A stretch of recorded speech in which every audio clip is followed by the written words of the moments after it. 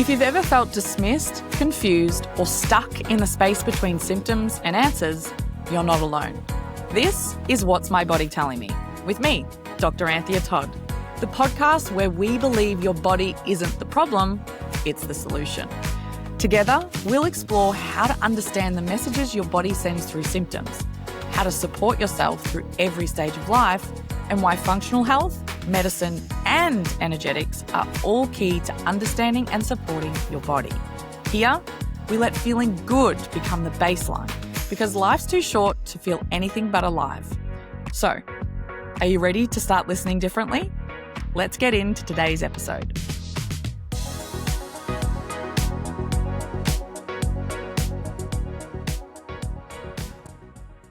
Welcome back to the What's My Body Telling Me podcast. I'm Dr. Anthea Todd, and on today's solo episode, I wanted to talk to you about stress, but not in the typical way that you might be thinking about it. So as you may know, or if you haven't, go back and listen to our very first episode on the 4 fundamentals.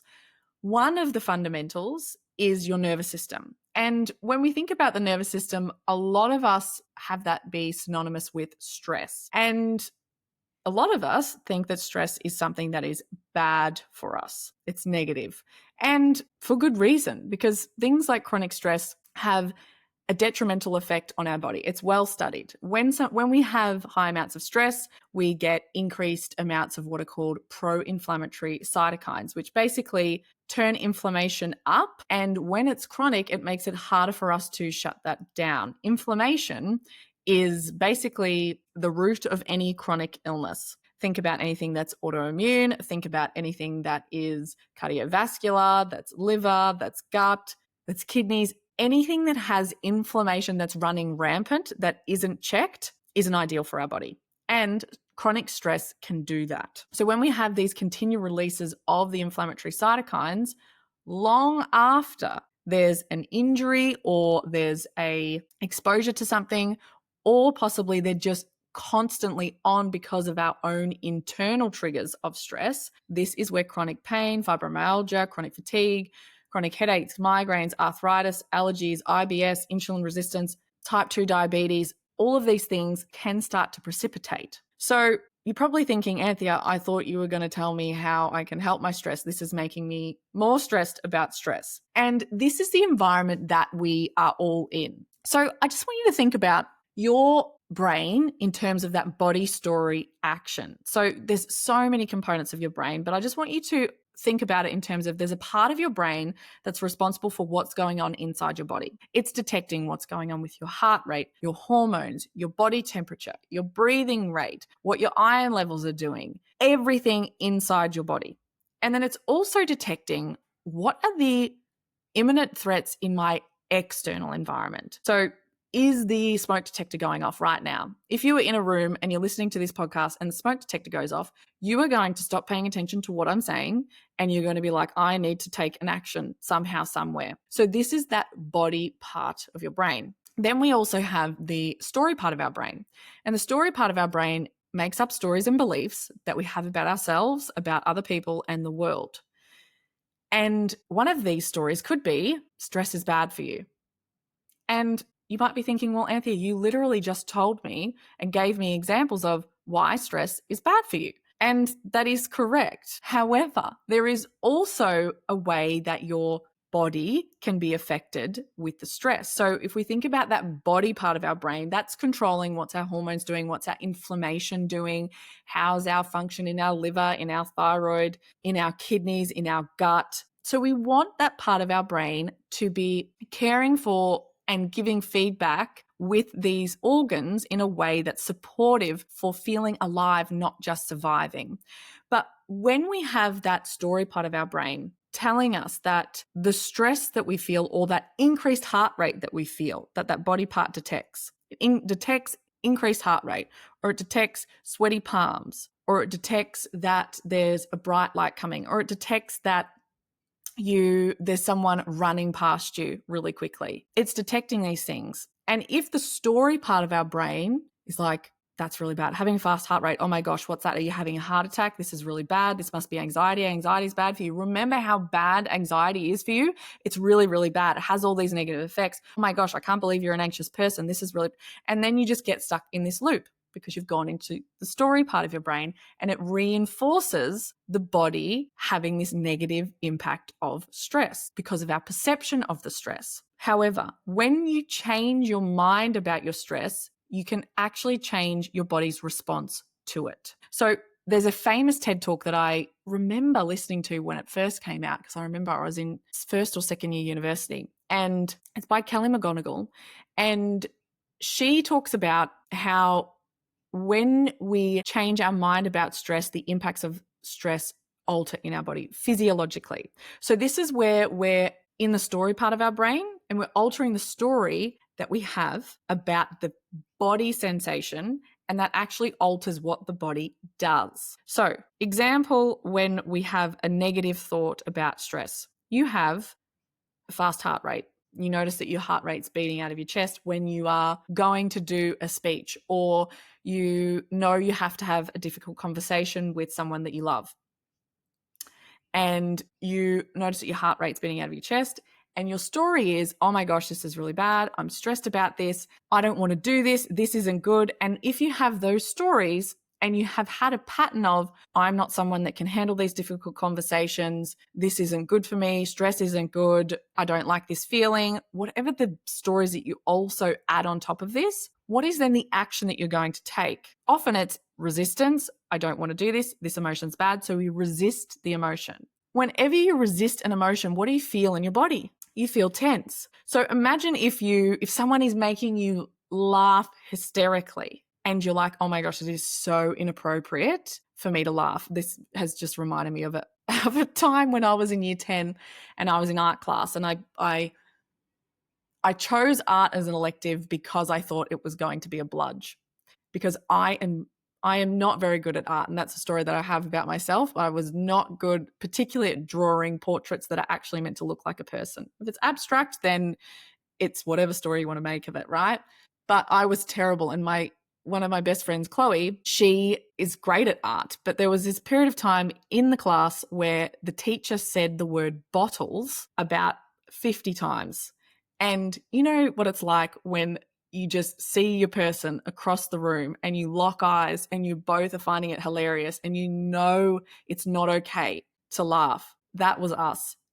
And what happened when I was trying to hold in the laughter? Tense my body, look away, shut down, try and hold my body in tense and tight. Even though it was a great emotion, what did I do to resist the emotion? I had to hold my body tense and tight. Same thing happens when we're like, oh, I feel a bit concerned, fearful, all these things. What do? We tense and tight.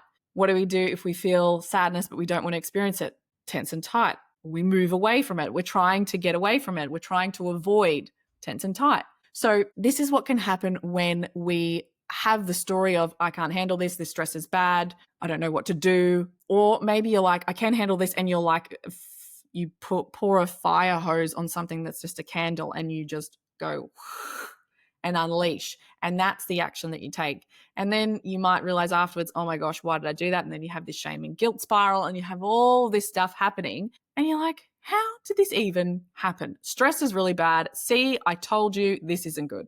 So this is the pattern and the trend that a lot of us can get into. And the way that we're trying to get out of it is a similar way. We notice that we feel tense and tight in our body, and we have this story that this isn't good, because I see all over my Instagram feed that people are talking about somatic exercise and you need to move it through, which, by the way, I'm a huge fan of and is great. However, it's about the stance that you take from it. So you also might be like, oh my gosh, I'm seeing people talk about stress is really bad. I need to make sure that I do my breath work every morning. I need to make sure that I'm doing my meditation. I need to make sure that I'm doing XYZ to help with my stress, because remember, stress is bad. So if we are coming at stress from this core belief that stress is bad for us, even though our behaviors seem healthier, it's still a resistance to it. It's still a avoidance of stress. It's still a belief that stress is bad for us. And these acts of quote unquote self-love to make time for ourselves and do our somatic exercises, do our breath work, do all the things we need to do, it's still being driven by the part of our brain that can have shame, can have guilt, is that inner critic. It's like, oh my gosh, why didn't you do that? Of course you need to do that. What else do you need to do? And when it's like that, how does that feel? It's like every little thing in your life becomes a trigger for stress, and you are heightened awareness of, I need to protect myself at all costs. I need to be amazing at boundaries. I need to make sure I don't feel stress at all because stress is really bad for me. What does that do? It makes you more vigilant for stress, and it gives you another job, and it's another whip in your mind of like, you need to make sure you're onto this. It's another job to do. I can't tell you how many patients that I see that are eating organic, that are doing the meditation, that have done the hair test, that have taken the supplements, that have tried the detoxes, that have gone to the meditation retreats, that have done all the things. And they're just like, what else do I need to do? Like, just tell me what to do and I'll do it. It's not the act. It's not that there's a lack of doing by any means. And it's not that there's anything wrong with you if that is what you've been doing, because you're the type of person that really wants to help yourself. And you're the type of person that takes action, which is great. It's just that the story that we're taking action from is creating more stress, because the story we have is stress is bad for us.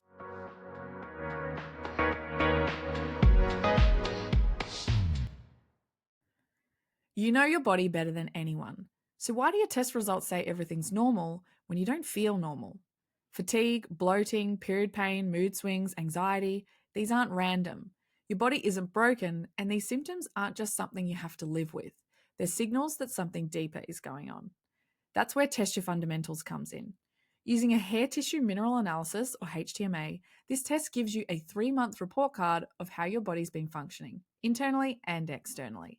It shows you exactly what's happening beneath the surface, so you can stop guessing and start listening to your body in a different way. Unlike standard blood tests, HTMA reveals nutrient imbalances, heavy metal exposure, and deficiencies that could be impacting your energy, hormones, metabolism, and mental clarity. It doesn't just tell you what's happening, it tells you why. With Test Your Fundamentals, you'll get a personalized HTMA test, an easy to understand breakdown of your results, access to practitioner quality supplements tailored to your body's needs, and lifestyle recommendations to support all 4 of your fundamentals, so you can take action that actually makes a difference. If you've been told that everything looks fine, but you know something isn't right, it's time to dig deeper. Visit femalefundamentals.com.au to order your Test Your Fundamentals hair test today. There's also a link in the show notes. It's not what's wrong with me, it's what's my body trying to tell me.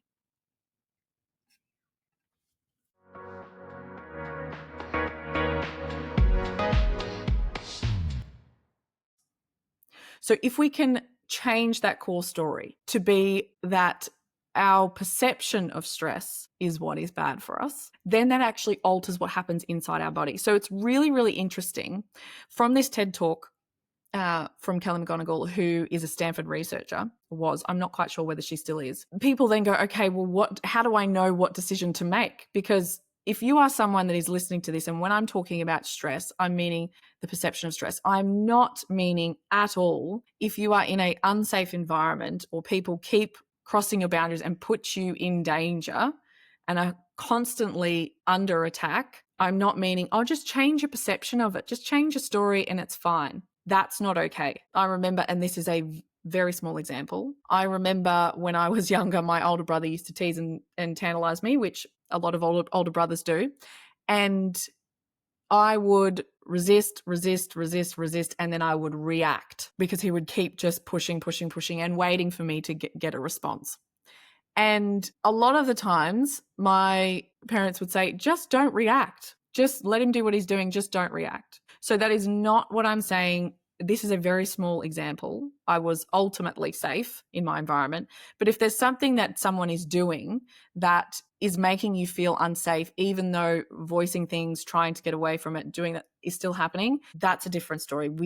It's not about changing your perception. It's about actually taking the action to get out of that environment. So that there is a reason for our stress response, for us to take action and move us to safety. Absolutely. However, if the stress is, oh my gosh, I open my fridge and I don't even know what to eat, because someone says you have to do keto. Someone says only eat fruit before 12 o'clock. Someone says meat, if you eat meat, you're the devil and should be vegan. Someone says, well, the vegan fake meat is really bad for you. It's processed. Someone says it's only organic because watch out for the sprays. And then someone says, oh, well, then the organic stuff actually isn't organic and they're lying and maybe it's soil depleted. There's so much information. And then what happens is we have all these stories about food. So when we look at the food and we think all these things, we're stressed. So this is what I mean about our perception of stress and our perception of our environment. Because we're so heightened to the fact that stress is really bad for us, we are looking for potential stressful things to avoid, so then we're not stressed, so then we don't get sick. Does this make sense? So what can we do instead? Well, from this study, she talks about how when people change their perception of stress, for instance, if you notice that your heart rate is racing a little bit before you have to have a difficult conversation or give a speech, or for any reason you might wake up with it, it's important to note, and I'm talking about this in isolation, if you're also noticing things like breathlessness, pain down your arm, you're feeling really sick and tired, obviously that's your body saying, hey, I need some support and help. I need to go seek care. I'm talking about this in random isolation. You get it occasionally. You've had it for a long time. It's not something that's a rear warning sign you need some support. However, you might be like so attuned and hypervigilant to any possible source of stress that when you notice that flutter in your chest from your body, it goes to the story part and goes, I'm stressed, this is bad. And then you take an action that is trying to avoid that because you know stress is bad. However, if you notice that and you go, oh my gosh, this fast heart rate that I'm noticing before I go and give this talk, or before I have this difficult conversation with someone, or before I go, you know what, that's not okay, and I voice my opinion and normally I don't, having that increased feeling in your chest and going, oh my gosh, this is amazing. This is my body supporting me in being able to take this new action. This is my body helping me. So changing the perception as opposed to going, oh my gosh, see, this is proof that I'm anxious and being anxious is bad. And this is proof that I'm XYZ type of person that's never going to be able to XYZ, then it's reinforcing the stress is bad. But if you go, oh my gosh, how amazing that my heart pumps faster and harder to get more blood around so that I can actually thrive in this situation. My body is incredible. That's amazing. So see the difference in the perception. The story is the thing that changed. The body didn't change. So when the story changes, what they've found is when they look at the blood vessels and blood vessel circumference, meaning imagine a skinny hose or a wider hose, like a fire engine hose or just your garden hose. When we have this perception that stress is good for us, our blood vessels stay open, much like what happens when we experience joy and excitement. Like how people say, oh, anxiety and excitement are the same thing, just change your perception. There is some validity and truth to that, absolutely. When we feel the sensation of, say, a fluttering heart, and we go, oh my gosh, this is really bad, I'm feeling anxious, stress is bad for me, I need to avoid this, I take all the behaviors to try and avoid it, the blood vessels constrict. Constricted blood vessels increase your blood pressure. That also, over time, if it's chronic, can lead to increased incidence of cardiovascular disease, earlier death, all the things. So all is to say,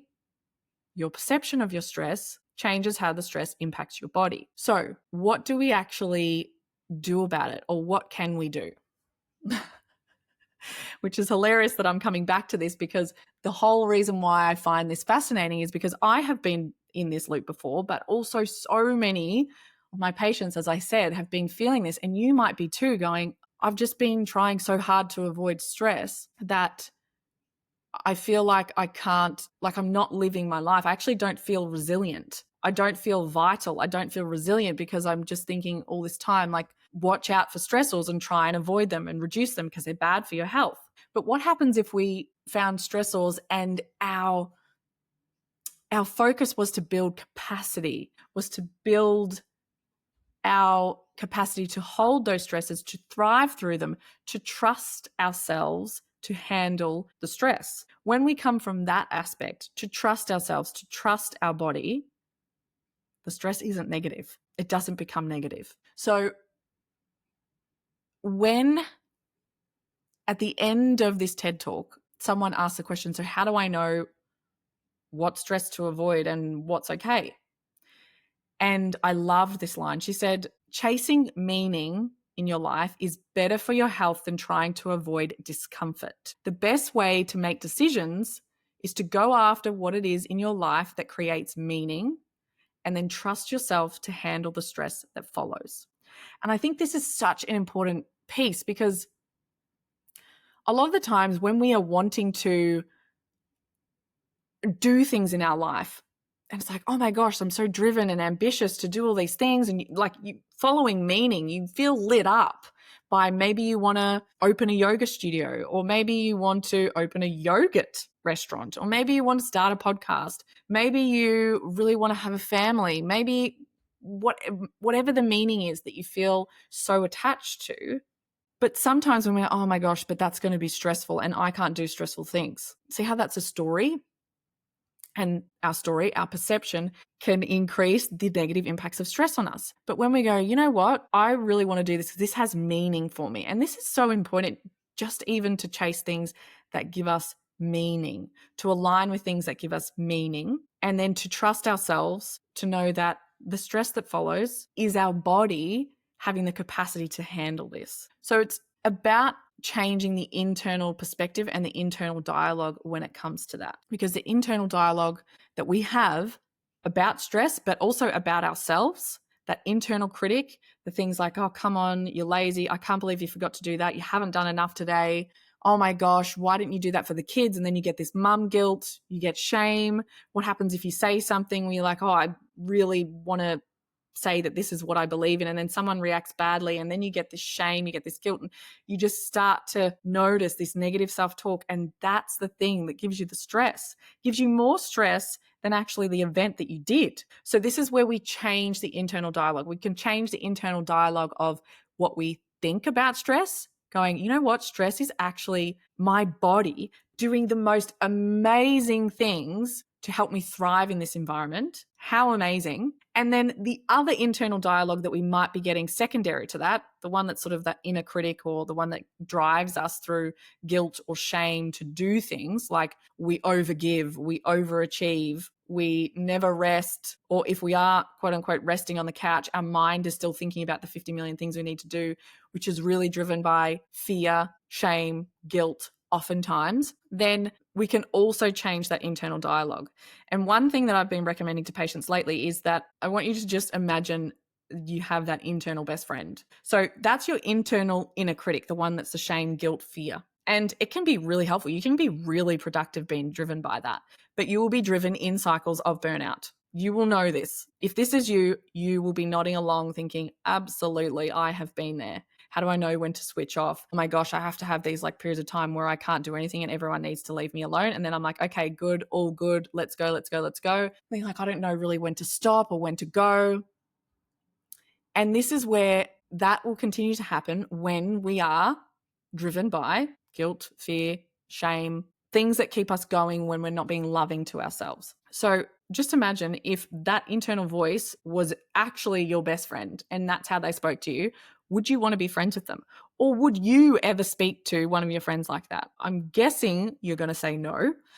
And that's what I want you to think about next time that voice comes in, because you can harness the other voice, the voice sort of like the devil and the angel sitting on the different shoulders. You also have that other voice in you, which is your own internal best friend. And something that's really, that can be fun and lighthearted is to go, when you notice that inner critic voice come up, have your best friend come and go, hey, no one speaks to my best friend like that. Just noticing and having that space and that pause to just check in with yourself and go, oh, yeah. And then when you've paused and you've broken that story part, it's about taking a different action, because change does not happen unless we start taking different actions. So when you can do that pattern interrupt and you start taking action from that best friend, from that frame of compassion, from that frame of love, you take different actions. You're not overextending yourself. You're being like, oh, this stress is actually really great for me. How amazing that my body is able to thrive in this. Then your story changes. Then you start to notice changes in your life, changes in your health,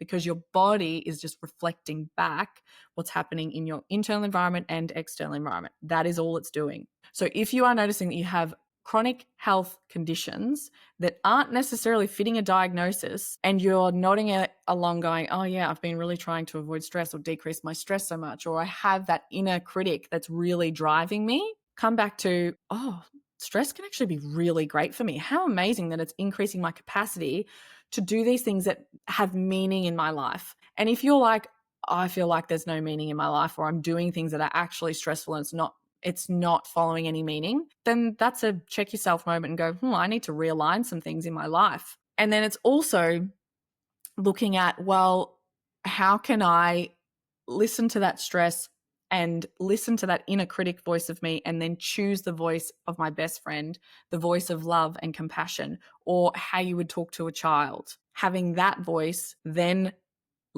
as the storyteller that changes the action, that is how you actually create change in your life. It's not about making change from that same inner critic, that same have to push, go, don't want to be stressed. And then what happens is you end up being stressed and not being able to do the things you want to do. You feel less vital. So that's how you change the pattern. Take a breath. I think that was really great. If you have any comments, any queries, please comment below this, whether it's on YouTube, Spotify, whether you're seeing this as a reel on Instagram or on Apple Podcasts. I would love to hear from you. And always remember, your body is on your side. Your symptoms aren't the problem. They are the solution. And it's just time to listen differently. Until next time, I'll see you later.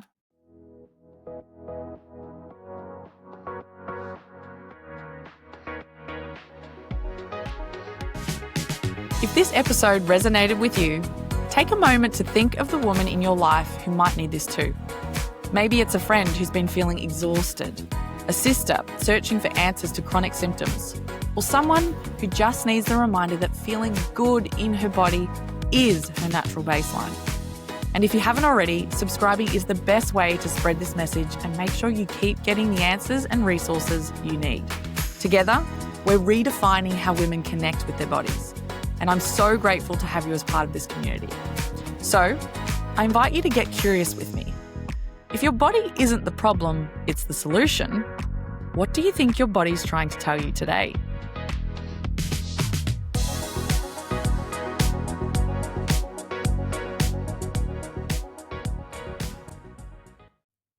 Please remember, this episode is for educational purposes only. Always consult a qualified health practitioner before making any medical decisions. Every body is different, and so is every healing journey.